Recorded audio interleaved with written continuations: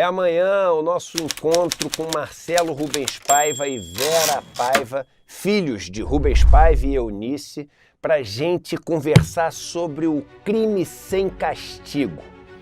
O filme que está emocionando o mundo Ainda Estou Aqui tem como personagens o Marcelo e a Vera, e eles vão contar para a gente amanhã detalhes dessa história, um encontro forte, emocionante e necessário.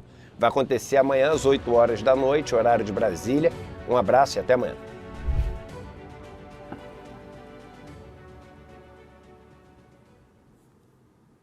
Olá, bom dia para você, 7 horas, 1 minutinho. Hoje é dia 24 de fevereiro de 2025. Nós estamos começando agora mais uma edição do Desperta aqui do ICL.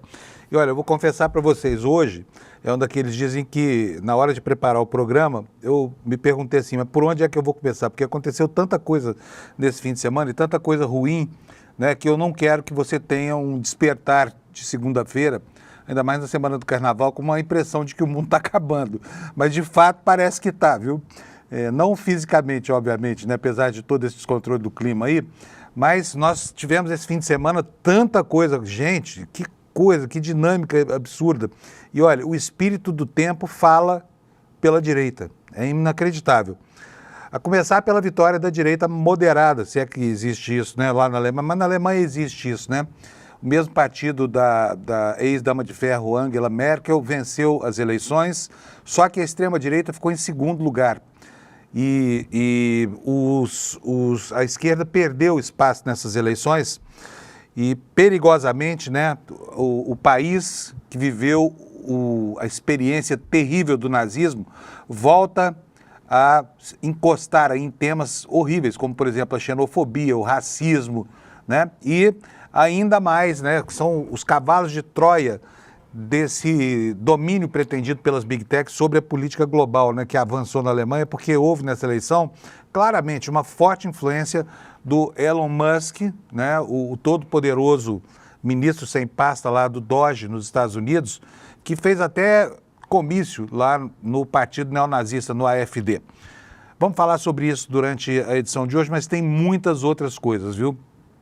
Os reacionários do planeta fizeram a sua convenção, se chama CEPAC, a entidade deles, né? Teve lá vários discursos. Inacreditavelmente, o Sieg Heil, que é aquela saudação neonazista, campeou por lá, né? Eles estão, cada vez que passa, mais assumindo a sua proximidade com essa excrescência que foi o regime de Adolf Hitler. E aqui no Brasil também não foi muito diferente, porque nós temos aqui uma disputa muito polarizada. O fim de semana começou com uma queda de braço entre Rumble, essa rede social que pouca gente conhece no Brasil, mas que se propôs a ser, eu vou usar aqui de novo a mesma expressão, o cavalo de Troia da extrema-direita, afrontando inclusive as ordens que partem do governo brasileiro, né? Então começou assim, o ministro Alexandre de Moraes mandou desligar o Rumble no Brasil, a Anatel foi notificada, já está cumprindo essa ordem. A maior parte dos acessos, segundo a Anatel, já foi bloqueada e a plataforma está fora do ar no Brasil. Agora, o que isso traz de simbolismo, muito mais do que a audiência, porque o Rumble é inexpressivo no Brasil, mas o que traz de simbolismo essa guerra cria reflexos lá no exterior. Nós tivemos algumas coisas durante a convenção da CEPAC, por exemplo, que foi o uso desabrido de fake news pelo presidente da Argentina, Milei, né, fez um discurso ali falando do absurdos que o MEC, que o acordo com o USAID, aquele fundo americano para empreitadas que caminhavam no sentido de, né, de ações humanitárias, que aquilo teria patrocinado uma fraude eleitoral no Brasil, uma mentira deslavada. Lá o presidente dos argentinos, né, o influencer da criptomoeda fake, desancou o pau no Brasil. E isso acaba criando uma imagem muito ruim lá fora, né?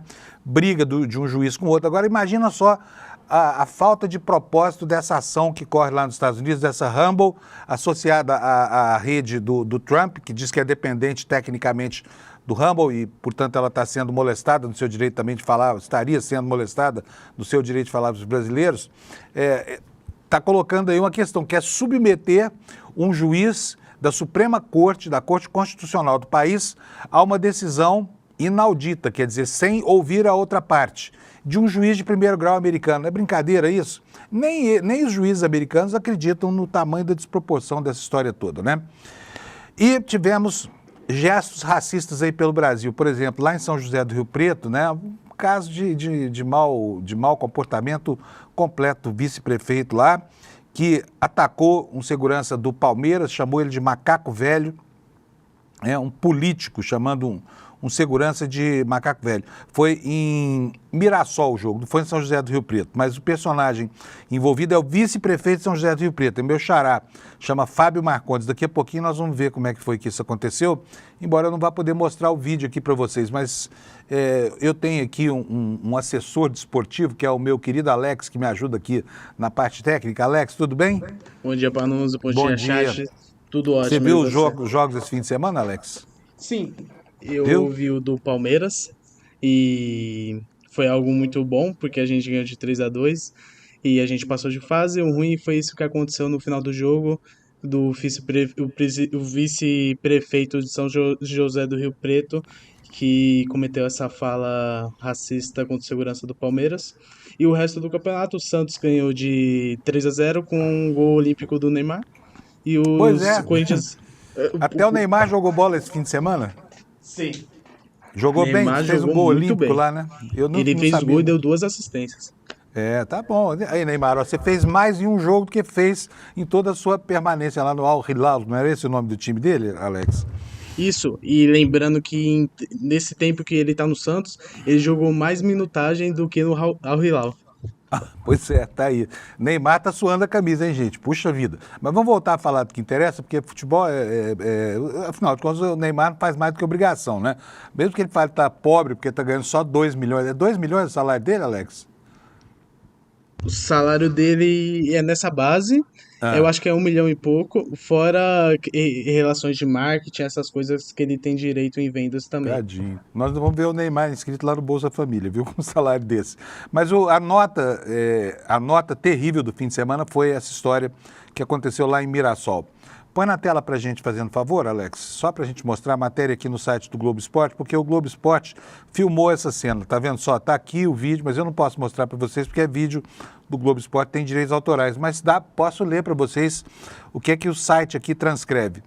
Em vídeo gravado pela TV Globo, é possível ouvir macaco velho na confusão. Antes disso, o vice-prefeito de São José do Rio Preto, Fábio Marcondes, chama o funcionário dele. Fala várias e várias vezes. Depois você procura aí na internet, mas não vai agora não, senão baixa a audiência aqui do programa, né?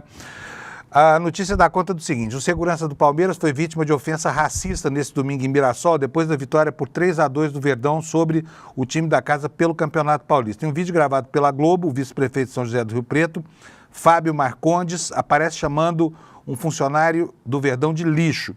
Segundos depois, quando o Marcondes está de costas para a câmera, é possível ouvir um grito: macaco velho. Imediatamente, um dos seguranças do clube da capital diz: opa, racismo não. Fez muito bem esse segurança de intervir nessa confusão lamentável aí, né? Porque, sabe, gente, não tem nada mais retrógrado, antigo, arcaico desses racistas do que usar os seus preconceitos para tentar agredir alguém. Agora, o pior é o seguinte: mesmo aqui, olha, nessa foto aqui que eu estou mostrando para vocês, vocês podem observar que tem um policial aqui do lado, tá vendo? Não fizeram nada, se limitaram a apartar. Quer dizer, crime em flagrante desse imbecil, desse vice-prefeito aí, quer dizer, usando uma expressão que é claramente injúria racial, e a polícia não fez nada. Tá tudo certo, porque lá, né, Mirassol, no interior de São Paulo, tanto faz, esse tipo de coisa não é reprovável, talvez. Será que é isso? Por isso que a polícia não agiu? Muito triste e muito lamentável, né? Mas vamos lá, o que mais que aconteceu lá nesse jogo? O vice-prefeito de São José do Rio Preto, cidade vizinha, deixou o estádio em seguida. Anderson Barros, diretor do futebol do Palmeiras, aparece então na gravação dizendo: está todo mundo de testemunha que foi o vice-prefeito. Vocês vão ter que mostrar e vai ser todo mundo testemunha. Se ele chamou o cara de macaco, ele vai ser denunciado. A diretoria do Verdão informou que faria um boletim de ocorrência e depois soltou uma nota oficial que é essa aqui, olha. A Sociedade Esportiva Palmeiras lamenta informar que um dos seguranças do clube foi chamado de macaco na área de acesso aos vestiários do estádio José Maria de Campos Maia, em Mirassol, após o jogo deste domingo 23. Não toleramos qualquer forma de discriminação e tomaremos todas as providências cabíveis, a começar pelo registro BO, que o autor dessa inaceitável ofensa racista seja rapidamente identificado, já está, é fácil de saber quem é o vice-prefeito de São José do Rio Preto. Ao Globo Esporte, pessoas que presenciaram a cena afirmaram que a ofensa foi feita pelo vice-prefeito de São José do Rio Preto. Aqui o jornal está suavizando aqui, mas é claro, é muito claro, quem vê o vídeo sabe que foi o vice-prefeito de São José do Rio Preto, o racista, que usou essa expressão para tripudiar sobre um funcionário humilde do Palmeiras, sobre um segurança do Palmeiras. Então, cana nesse canalha, cana no vice-prefeito lá, e ele vai aprender a falar a expressão macaco velho lá dentro de algum presídio onde a população carcerária é mais ou menos 95% de negros. Vai ter que se explicar lá para os colegas, para os companheiros de cela. Esperamos, né? Mas olha, as manifestações da extrema-direita de hostilidade não foram só essas. Ontem teve um bloquinho de carnaval aqui em São Paulo, que é um bloco de carnaval tradicional na Rua Augusta, e eu vou até mostrar para vocês aqui na capa do site do ICL. Aliás, eu estou atropelando tudo aqui hoje, é tanta informação que eu já comecei atropelando tudo aqui. Está na capa do nosso site aqui do ICL, iclnoticias.com.br, está aqui, olha, a notícia da agressão ao Marcelo Rubens Paiva. Eu vou abrir aqui para que você possa ver junto comigo. Marcelo Rubens Paiva é agredido em bloco de pré-carnaval em São Paulo. O episódio aconteceu durante um cortejo do bloco Acadêmicos do Baixo Augusta nesse domingo. Aqui na fotografia, no nosso site, você vê o Marcelo Rubens Paiva, ele com a sua cadeira de roda trazendo a bandeira do Abre Alas do bloco, do Baixo Augusta, né? Bloquinho no qual há mais de 15 anos ele sai, né? Ele estava se preparando para o desfile, botou a máscara e de repente aconteceu isso que você vai ver agora. Põe aí, Alex, o vídeo para nós, por favor, da agressão. Olha que sacanagem. Como alguém pode ter a pachorra de agredir e de tentar agredir duas vezes, primeiro com uma lata de cerveja e logo depois com uma mochila, como você viu aí. Vamos ver de novo, Alex, por favor. Olha isso. Pegou na cara do Marcelo Rubens Paiva, né? Quem é esse miserável? Quem é esse miserável? Nós temos uma foto aí, Alex? Não tiver, eu pego ela aqui. Pera aí que eu vou abrir aqui, porque eu tenho essa foto bem guardada. Ainda não se identificou quem é esse miserável desse agressor aí, mas é bom você olhar aqui, porque quem sabe se você não reconhece a cara dele. Bota para mim no ar aí, fazendo favor. Olha aí, ó, é este aqui, ó, agressor de cadeirante. Pode uma coisa dessa? E depois ainda deu um dedo médio para o Marcelo Rubens Paiva, né, e ficou lá, numa boa, no meio dessa gente toda aqui. Então, se você conhece esse sujeito, conta pra gente quem que é ele, o sujeito covarde que agride cadeirante em meio a uma festa de carnaval. Tô louco para saber quem é, tá? Pra gente botar o nome dele bem bonitinho aqui. Por enquanto fica só o rosto aí no seu vídeo de alguém que demonstrou quão vil pode ser alguém em meio a essa festa carnavalesca. E esse desfile de ontem já mostrou o clima desse carnaval, né, gente? Porque, sabe, olha isso. Brincadeira, né? Como pode alguém fazer uma coisa covarde dessa? O Marcelo estava olhando para o outro lado, nem sabia de onde veio esse petardo, né? Uma mochilada que o agrediu em plena festa do carnaval. Então, se você conhece esse agressor covarde, né? Esse agressor de cadeirante, conta pra gente aqui na área de chat aqui do nosso canal, tá bom? Bom, vamos voltar aqui para o noticiário então, porque tem muita coisa. Eu ainda sequer falei da meteorologia. É isso que eu vou falar agora, porque você sabe, né, que o clima não está brincadeira. A gente tem que se defender todo o momento da hora do calorão, hora das inundações, hora enfim, dos fenômenos extremos. Mas eu vou começar por aqui, ó. Como é que vai estar a coisa no Brasil hoje? Vocês sabem que esse primeiro mapa que eu mostro é o mapa dos alertas, né? Então aqui, os alertas nessa área amarela são os de menor gravidade, então aqui são chuvas intensas em toda essa região aqui, que vai lá da divisa do Maranhão com o Pará, vem aqui até o Nordeste, né, o Piauí, desce depois pelo estado do Pará, pelo Mato Grosso do Sul, chega até São Paulo e até o litoral. E as áreas de maior perigo, segundo o Instituto Nacional de Meteorologia, são essas aqui, olha, chuvas intensas no norte, nordeste do Pará, aqui no oeste do Amazonas, em todo o estado do Acre, chuvas intensas também.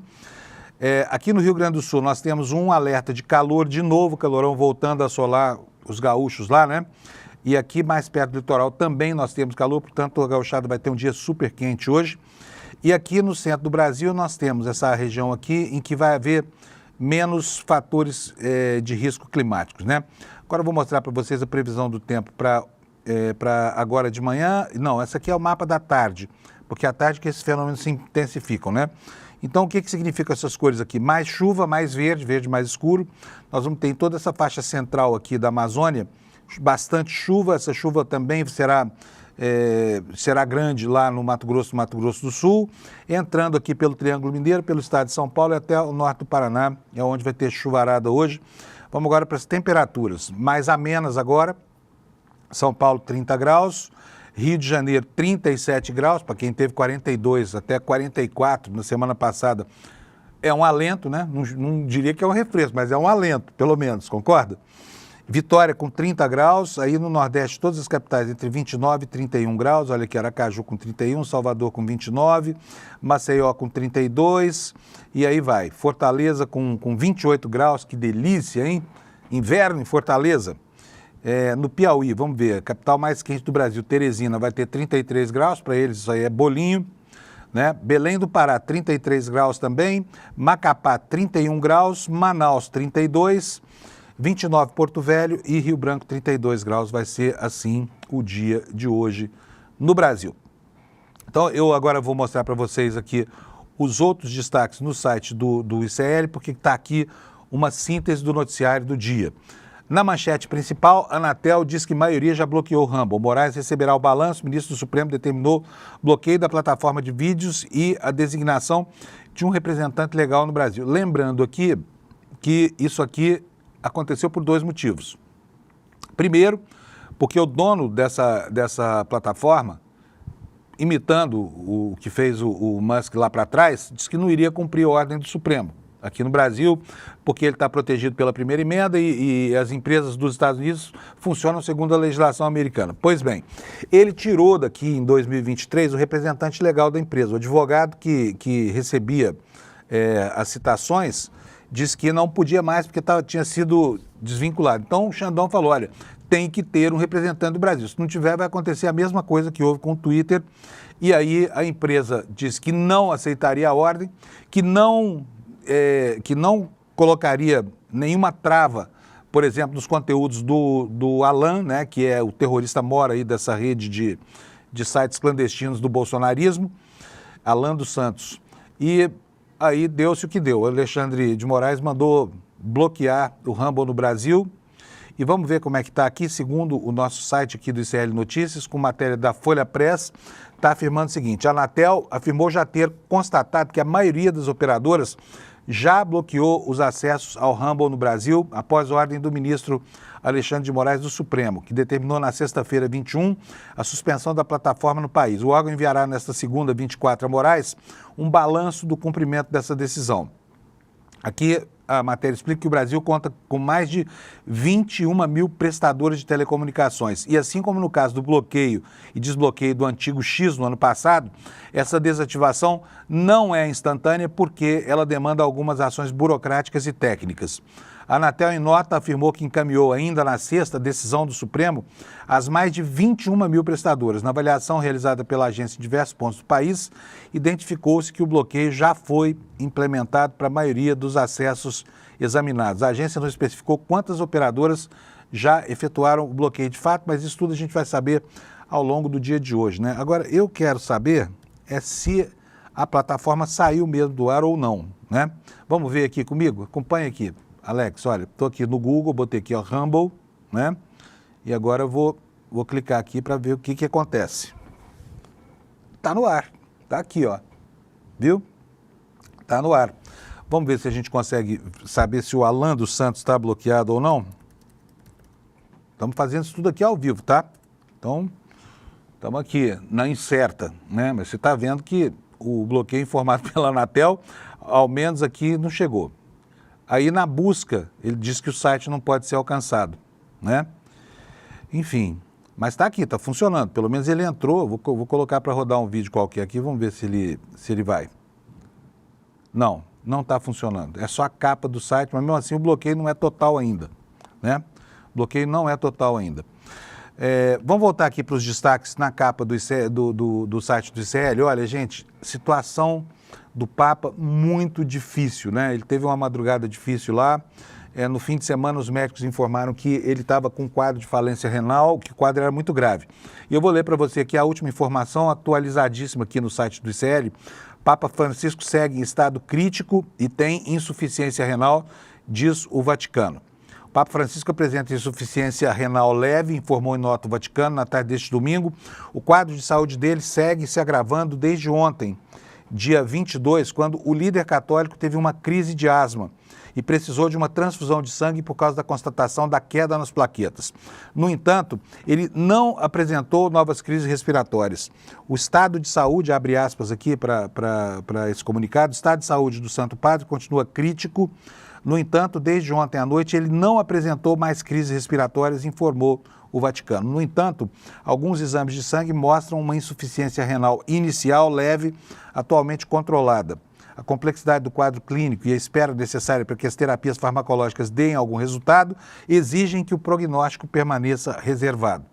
O Papa Francisco está com 88 anos. Agora, olha, é inacreditável a torcida contra o Papa. E quem é que está no abre-alas dessa torcida contra o Papa?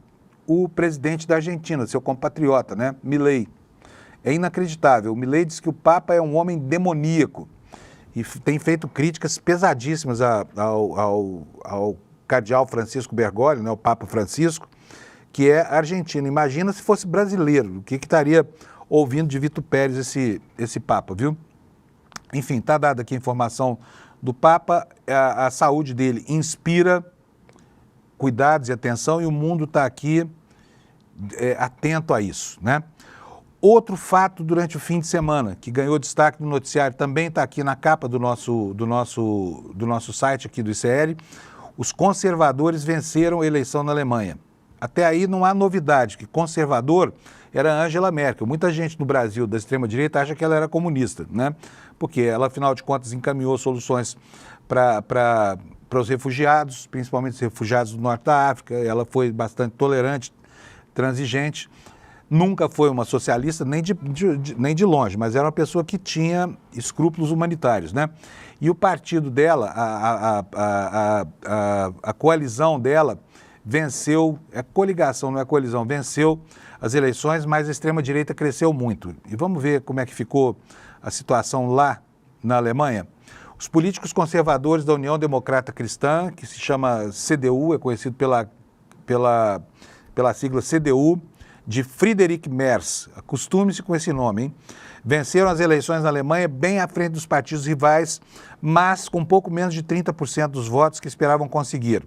Aspas, vamos comemorar esta noite e de manhã começaremos a trabalhar, disse aos apoiadores. Sua prioridade imediata é tentar formar um governo com social-democratas de Olaf Scholz, que estão em terceiro lugar, perderam muito espaço nessa eleição.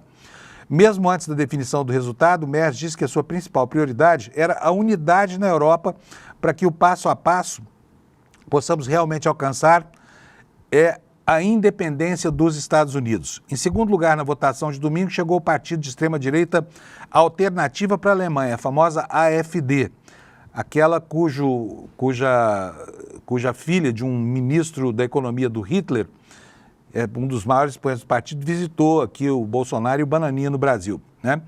A AfD, que teve o apoio descarado do Elon Musk, ficou com 20,8% dos votos. Sai de um patamar de 7% para um patamar de 20,8%.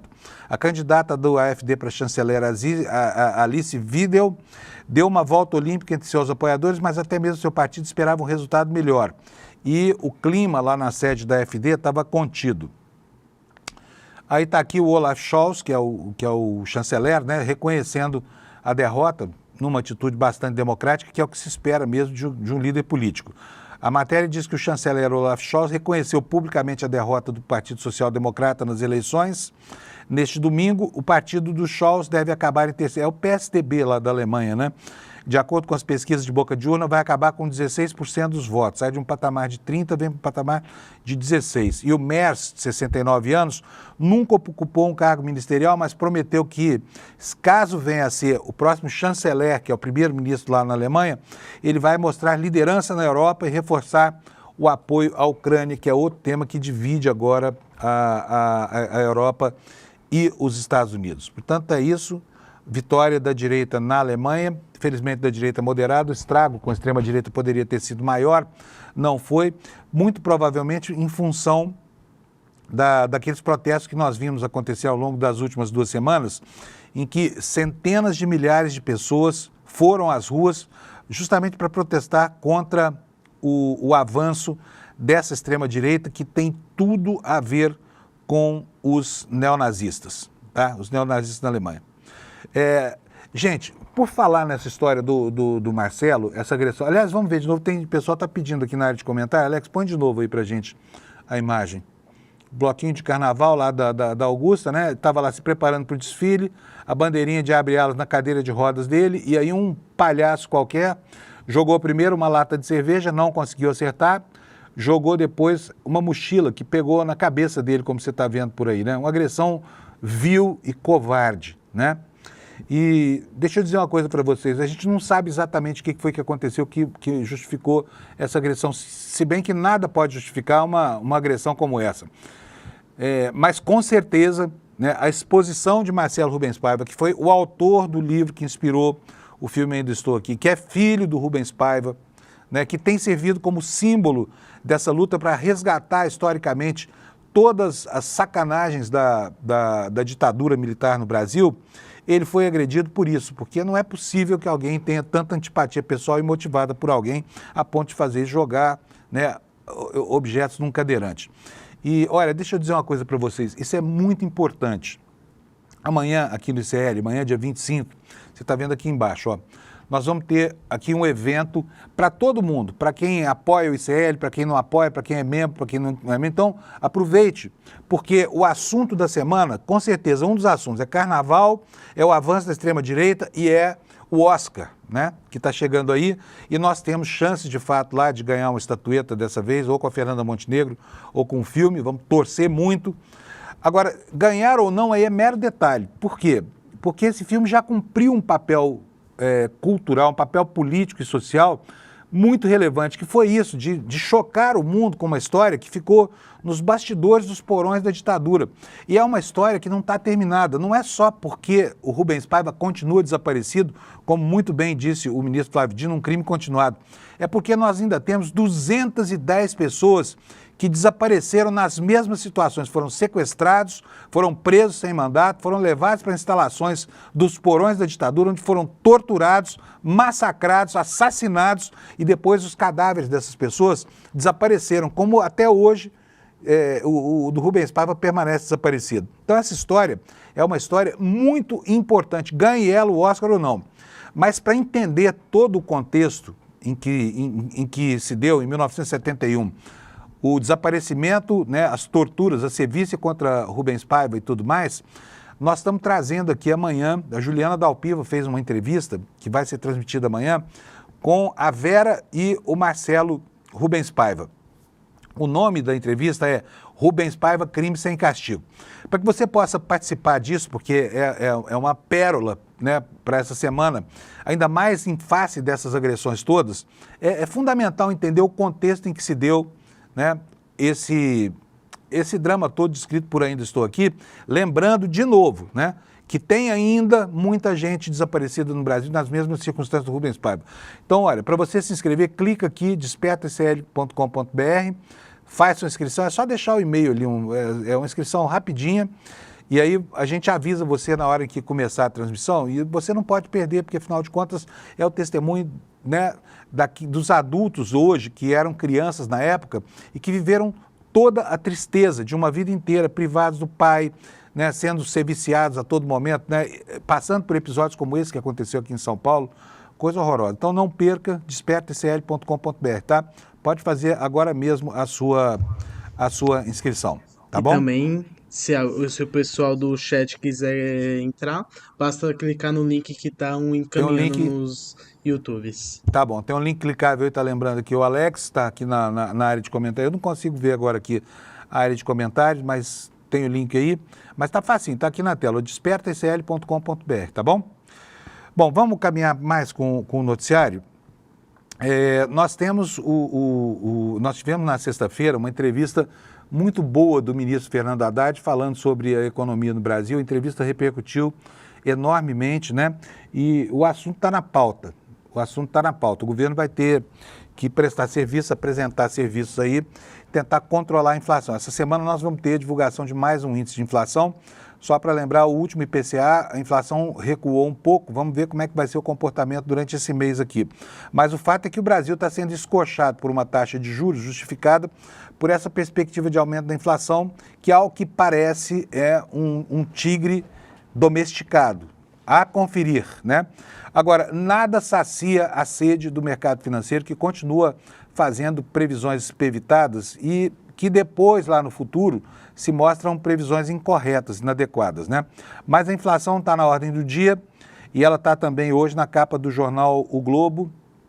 Vou mostrar para vocês aí a matéria. Problema para Lula, a inflação impulsionou a vitória de candidatos opositores mundo afora, incluindo a do petista em 2022. Quem não está ligado no noticiário internacional acha que é só aqui no Brasil. Mas lá nos Estados Unidos, gente, olha, uma dúzia de ovos está custando $8. Em alguns supermercados, em algumas cidades, chega a custar $15. Quer dizer, é $1 por unidade. Sabe quanto é $1? É R$6 quase, né? 5,70. Um único ovo. Aqui no Brasil, o preço da dúzia dos ovos também subiu, né? Nós estamos aí com cerca de R$15 a dúzia de ovos. É muito caro para o brasileiro, porque o ovo é parte da dieta obrigatória da população mais pobre, que não alcança outras fontes de proteína e se vale do ovo. Eu, por exemplo, adoro comer ovo também, né? E tem gente aí que come 40 por dia. É um santo remédio. Mas a inflação não é problema, diz o Globo, só aqui para o Brasil, não. Isso tudo que está justificando, né, essa coisa toda, essa onda de indignação, não é privilégio nosso, é privilégio de todo o planeta. O que diz aqui o Globo? A tendência global é de derrota dos incumbentes. Incumbentes são os políticos que estão eleitos agora, né? Que enfrentam preços altos em um mundo pós-pandemia e guerras. Com cenários polarizados, o clima de referendo é constante. O que diz a matéria do Globo aqui no corpo da reportagem? Motivo de dor de cabeça para o presidente Lula, o aumento do custo de vida é uma peça-chave da tendência que analistas têm chamado de onda anti-incumbente. Bonitinho o nome, né? Anti-incumbente. Na política mundial, em que prevalecem vitórias da oposição. Desde 2019, foram 21 vitórias da direita em 25 eleições mapeadas. Com a pandemia e com as guerras, trata-se de um tempo inflacionário e a redução do poder de compra é um problema que se reflete no voto. O próprio petista, que está falando do Lula, se beneficiou disso em 2022, quando o Jair Bolsonaro chegou a registrar o IPCA de 2 dígitos no acumulado de 12 meses, algo atípico desde a criação do real na década de 90. Cada um com seus patamares e particularidades, Estados Unidos, Reino Unido, Alemanha, Argentina e Colômbia são exemplos de grandes economias e também vizinhas do Brasil, né, em que o bolso pesou na tomada de decisão do eleitor, que escolheu candidatos e partidos oposicionistas à direita e à esquerda. Na Alemanha, que enfrentou a pior inflação em mais de 2 décadas, a centro-esquerda à frente do país foi preterida na eleição de ontem, que teve vitória da centro-direita e crescimento da extrema-direita. Em boa parte dos casos, diz aqui o Globo, a exemplo do alemão, o percentual inflacionário não estava no momento eleitoral, mas o passado recente de elevação ainda impactava a vida das pessoas. Então, tira daí para mim, fazendo favor, porque eu quero fazer uma consulta aqui na internet junto com vocês, só para a gente ver em que nível que anda a preocupação da população mundial com relação aos aumentos de preço. Então, vocês vão ver aqui junto comigo, eu vou entrar aqui no site da Walmart, lá nos Estados Unidos, só para a gente procurar saber aqui quanto é que está uma dúzia de ovos. Vamos ver aqui. Egg Selections, Egg 12 Count, está aqui, ó. Vamos ver quanto é que está a dúzia de ovos lá nos Estados Unidos. Olha aqui, ó, $8,82 o mais baratinho, $9,58, né? Queijo frio, ó, galinhas livres de gaiola, $9,97, quer dizer, $10, né? Por embalagem. E aí vai, olha, dependendo do ovo marrom lá, é mais caro do que o branco. 10 dólares e 41 centavos, né? Então nós temos aí praticamente 80 centavos de dólar por 90 centavos de dólar por unidade. Então conforme-se, amigo, porque não é só no Brasil, hein? E vocês sabem muito bem que o que acontece lá acaba se refletindo aqui. Os Estados Unidos estão passando por um desabastecimento lá dos ovos e o ovo virou um problema lá. O tomate virou problema. Imagina, teve tomate custando 8 dólares a unidade, 8 dólares. Mas também aqui a gente não está muito em desvantagem, porque um pé de alface mirrado, R$8 é demais, né? Ontem comprei um abacaxi, achei até que o preço baixou, porque na semana passada no Pão de Açúcar o preço do abacaxi estava R$17 uma unidade, abacaxi pérola, e ruim. Cheguei em casa, o abacaxi ainda estava sem doce. Agora paguei R$14, 14 os quebradinhos. Então diminuiu o preço do abacaxi. Mas tudo está muito, muito, muito caro. E aí os incumbentes, como diz o jornal o Globo, que são os políticos atualmente eleitos, é que pagam o pato disso, né? Outra matéria do jornal o Globo, e aqui nós temos visto o seguinte, que essa questão do equilíbrio fiscal e da inflação acabaram mudando o mote da direita, que largou para lá as pautas de costume, parou de falar de aborto, essa coisa toda, agora só fala de inflação e retomou também o discurso da questão de desconfiança nas urnas, que é uma balela que nem eles mesmos engolem mais. Mas tem outra matéria no Globo dizendo como é que o peso da comida reflete no bolso das pessoas. Comer pesa cada vez mais no bolso. Famílias mais pobres gastam 22% da renda com alimentação. É um estudo do economista André Braz, da GV, mostrando que a inflação dos alimentos está comprometendo a renda dos trabalhadores. E aqui o que diz a reportagem. Não é só agora em 2025 que os preços dos alimentos têm assustado os brasileiros. Secas e enchentes mais frequentes, pandemia, guerra na Ucrânia. A guerra na Ucrânia refletiu por quê? Porque a Ucrânia, além de ser um grande exportador de grãos, produz também insumos, né, para a agricultura, fertilizantes. Mas, enfim, a matéria diz que a guerra da Ucrânia, a alta do dólar, tudo isso fez com que as compras do supermercado ficassem bem mais caras nos últimos anos, mais especificamente nas últimas semanas, né? Porque aí os preços foram para a lua. Com isso, o peso dos gastos com alimentação no orçamento das famílias brasileiras aumentou de forma significativa, fazendo com que qualquer alta no preço desses itens agora seja percebida de forma bem mais intensa pelos consumidores, sobretudo pelos consumidores mais pobres e também pelos jornalistas. Estudo do economista André Braz, coordenador de índice de preço da FGV, mostra que os alimentos já consomem 22,61% do orçamento das famílias de renda mais baixa, de um salário mínimo. Em janeiro de 2018, essa proporção era significativamente menor, 18,44%. Avanço se deu mesmo com a retomada da política de aumento do salário mínimo, atualmente 1.518, acima da inflação em 2023. Deixa eu contar para vocês aqui uma curiosidade. Eu saí com meu amigo Florestan Fernandes na sexta-feira. A gente vai a um bar aqui em São Paulo, eu não vou falar o nome porque não é o caso. E o dono do bar é uma pessoa muito simpática, a gente sempre vai lá, e ele estava reclamando que as pessoas estão mudando os hábitos, os pedidos, para manter o ticket médio no valor de sempre, né? Então o cara ia lá na sexta-feira com a esposa, bebia uma garrafa de vinho, agora está pedindo chopp. Aquele que usava jantar, agora pede um sanduíche, quer dizer, para equilibrar a conta. E olha, R$80 um sanduíche de calabresa é brincadeira, não é? É caro pra caramba. E o dono do restaurante disse que se não cobrar esse preço, tem prejuízo, tá? Então, assim, os preços estão loucos mesmo no Brasil, a gente tem mesmo que reclamar, forçar, fazer aquilo que o Lula disse, todo mundo achou ruim, trocar um produto pelo outro, é o básico, né? Por exemplo, você vai pagar 17 conto o abacaxi? Não, compra, sei lá, o abacate, a laranja, né? Todo mundo recebeu essa fala do Lula com uma má vontade, eu não vi nada demais nela. Vamos sair do dia a dia da economia popular para a gente poder passar um pouquinho para a discussão da macropolítica. Essa semana promete, né? Nós podemos ter aí reforma ministerial, nós vamos ter reações lá no Supremo, porque o ministro Flávio Dino, na quarta-feira, vai se reunir com representantes do governo e do Congresso para tentar botar fim a essa novela do orçamento secreto, da falta de transparência nas emendas parlamentares, e o governo se preparando aí para fazer a reforma ministerial, né? Tantas vezes anunciada, tantas vezes adiada, não andou até agora, mas agora vai andar, tá? Também, de novo, voltar aqui a informação que está no jornal O Globo. De quem é a informação? É do Lauro Jardim. Está cravando aqui que a Anísia pode sair amanhã, mas a reforma ministerial fora do PT ainda anda a passos de cágado, que é aquele bichinho que é uma tartaruga, todo mundo conhece, né? Que é a tartaruga mais rápida do universo. O que diz o Lauro Jardim? A troca de ministros mais certa dos últimos tempos vai acontecer esta semana, cravou ele aqui, mais provavelmente amanhã, terça-feira. Mas só uma parte da mudança vai ser sacramentada. Nízia Trindade fritada de forma cruel e humilhante numa panela com óleo a 220 graus já há 15 dias, sai do Ministério da Saúde e quem vai para lá? O ex-ministro Alexandre Padilha. Já quem fica no lugar de Padilha, ninguém graúdo no entorno de Lula é capaz de cravar quem será. José Guimarães é cotado, mas não há certeza sobre nada em relação ao escolhido de Lula. Há um consenso de que não será o nome do Centrão. O próprio Silvio Costa Filho, o Silvio Costa é o nome do Centrão, mas caminhou junto com o Lula a vida inteira, né? Foi um dos parlamentares mais leais ao Lula nos piores tempos da vida dele, e a Dilma também. Ele é ministro dos Portos e Aeroportos, tem trabalhado para ficar pousado exatamente onde está. Seu partido, esse é o filho do Silvio Costa, né? Seu partido, Republicanos, não o quer num cargo-chave de um governo.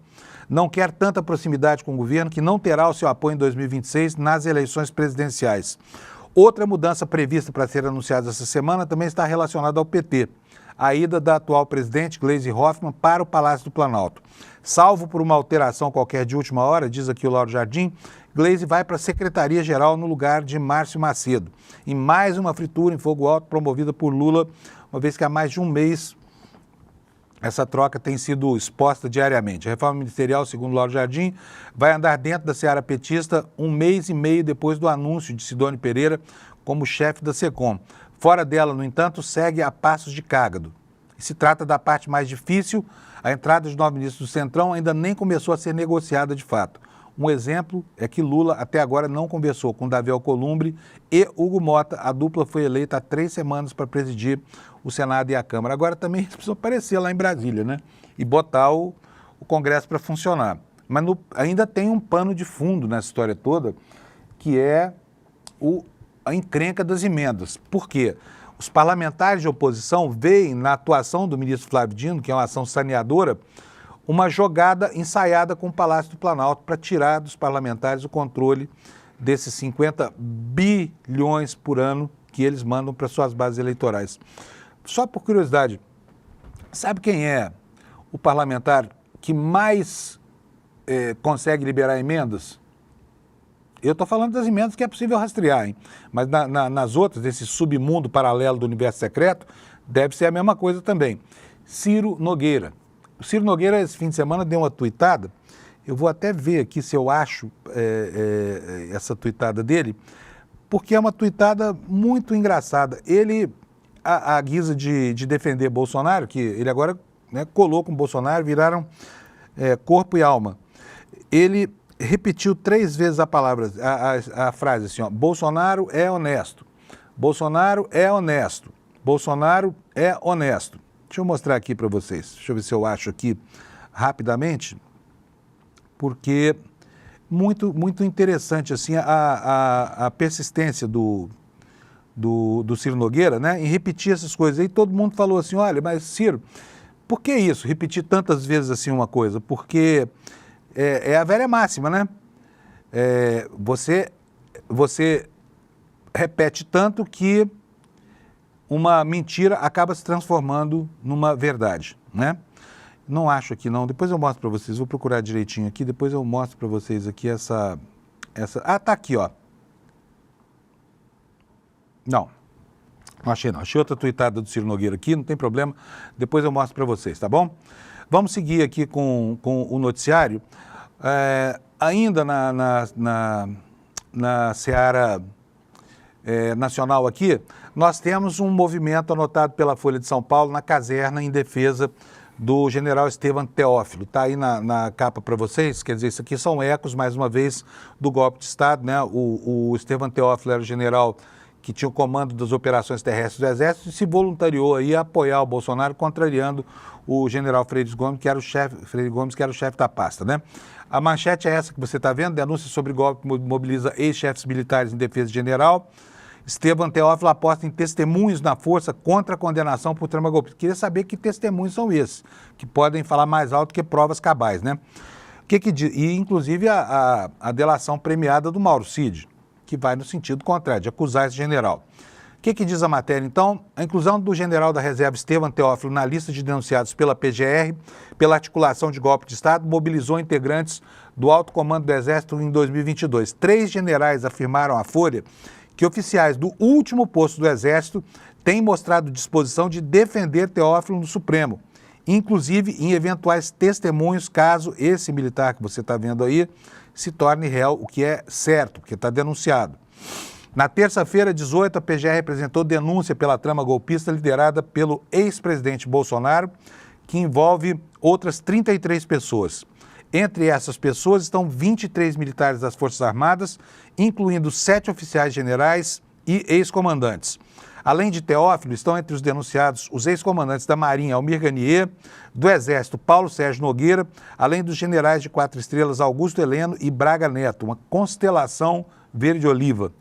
A avaliação desses 6 chefes militares é que a denúncia contra Teófilo é baseada em conversas de terceiros, sem provas do real apoio dele às conspirações golpistas. Trechos da delação do tenente-coronel Mauro Cid também podem ser usados para a defesa do general. Estevam Teófilo foi denunciado pela PGR sob a acusação de ter aceitado coordenar o emprego de forças terrestres para um golpe de Estado. Ele que era chefe do comando de operações terrestres, como eu já disse. Então está aqui um movimento na caserna que sai aí em defesa dele. Olha, se esses generalões aí começarem a se dispor a testemunhar, eles não vão fazer outra coisa na vida, né? Porque, sabe, dos 34 denunciados, se eu não me engano, são 27 os militares, todos eles muito graduados, né?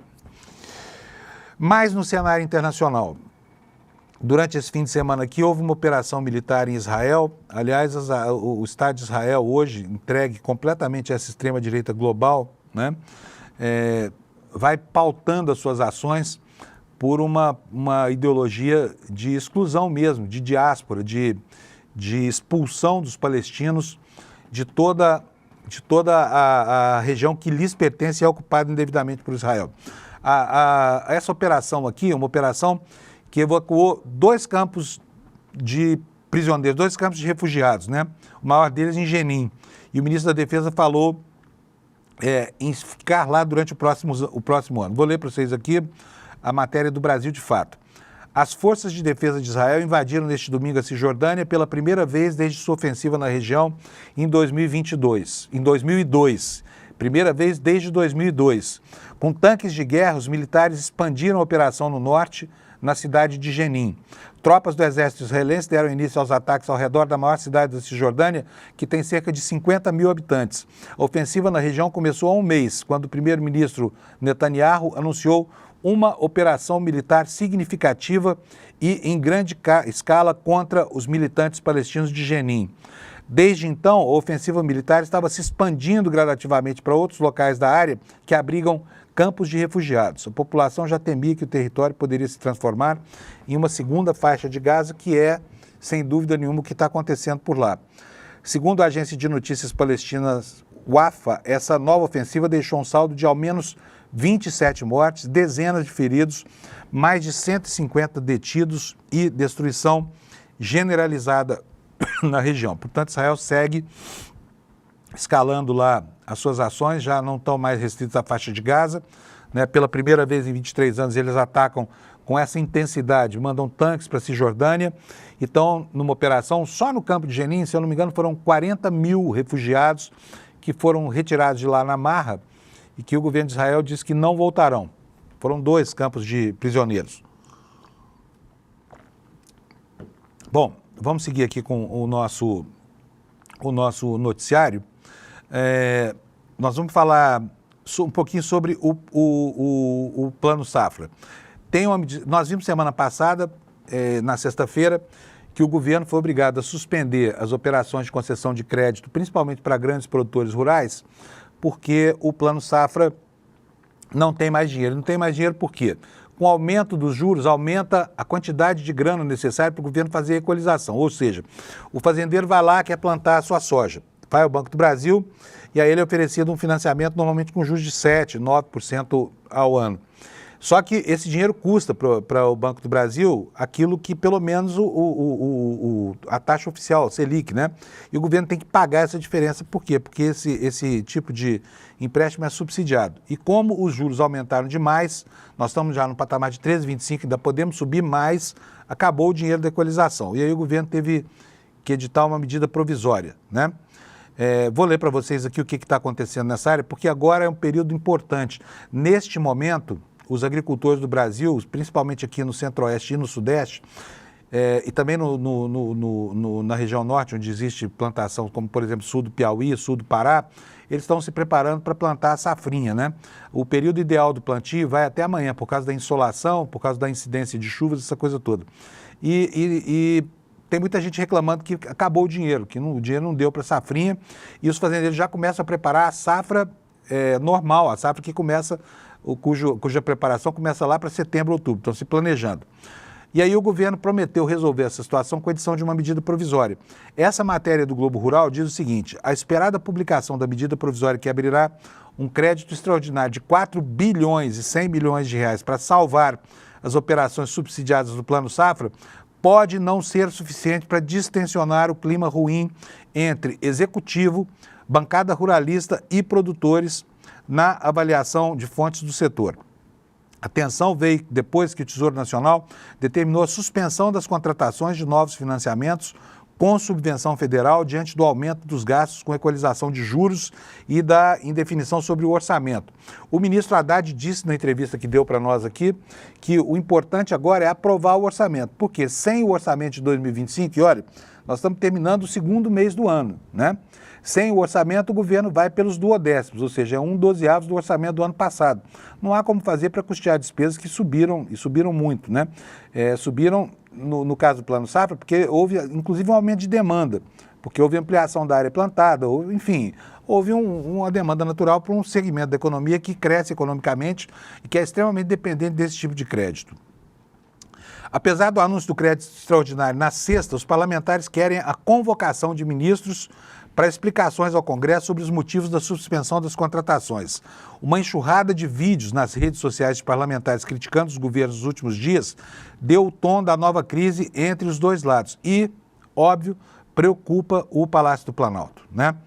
Vamos ver o que mais que tem aqui essa matéria de importante.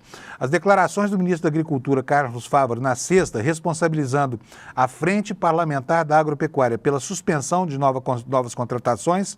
Por quê? Porque deputados e senadores da bancada não teriam se empenhado para aprovação do orçamento. Elas foram mal recebidas por deputados do grupo. Mas é verdade, ninguém se opõe mais ao governo do que a bancada ruralista, né? Então eles criam a dificuldade e depois, na hora da consequência, ficam bravinhos, vão dizer, mas o governo Lula, não sei o que é mais. Mas vamos lá, aí o Carlos Fávaro, que não é nenhum comunista, hein? Carlos Fávaro não é nenhum comunista. Aliás, foi muito elogiado pelo Haddad, tem sido elogiado pelo Lula.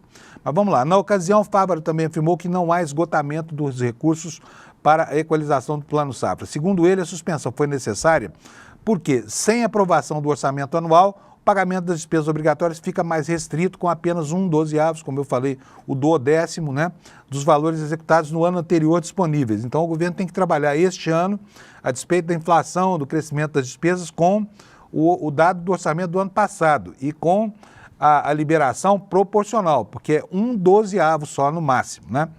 Segundo parlamentares da frente que falaram sobre condição de anonimato, não havia possibilidade de aprovar o orçamento, o que poderia ter evitado a suspensão da equalização. O principal motivo, dizem eles, é que a equipe econômica do governo não informou os cálculos atualizados de necessidade orçamentária diante da inflação ao relator do projeto de lei do orçamento de 2025, senador Ângelo Coronel, do PSD da Bahia, integrante da bancada ruralista. Além disso, segundo eles, não teria havido articulação política do Executivo para a aprovação da peça orçamentária deste ano. Vocês se lembram o inferno que foi o fim do ano passado, né? Com aquela história toda de crise do Pix, não sei o que mais, enfim, 1,5 milhão, o câmbio lá em cima, aquelas especulações todas. E principalmente a queda de braço entre Congresso e o ministro Flávio Dino lá no Supremo por causa desse orçamento secreto que acabou se tornando a grande maldição da política brasileira. Os caras em Brasília são movidos à grana. Eles não fazem nada se não tiver o dinheiro. Como eu falei aqui, só o Ciro Nogueira, né, o grande Ciro Nogueira, no ano passado destinou em nome dele próprio, em emendas rastreáveis, 69 milhões de reais para prefeituras do Piauí. A gente sabe o efeito que esse dinheiro provoca lá. Agora, isso contaminou o Congresso Nacional como um rastilho de pólvora, né? Porque hoje os deputados e os senadores só trabalham se tiver emenda parlamentar, eles estão viciados em emenda parlamentar. E o ministro Flávio Dino está lá jogando duro com eles. Vamos ver o que vai dar nessa eleição da quarta-feira, né? Antes de encerrar o programa, eu tenho mais um minutinho aqui.